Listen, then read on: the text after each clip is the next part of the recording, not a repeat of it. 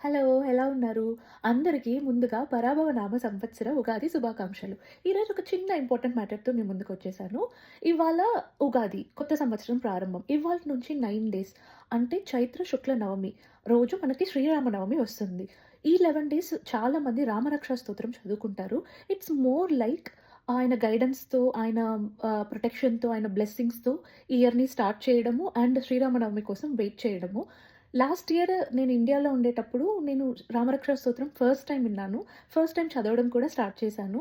ఈ ఇయర్‌లో చాలా సార్లు మోర్ ఆఫెన్‌గా వింటున్నాను. I feel really good.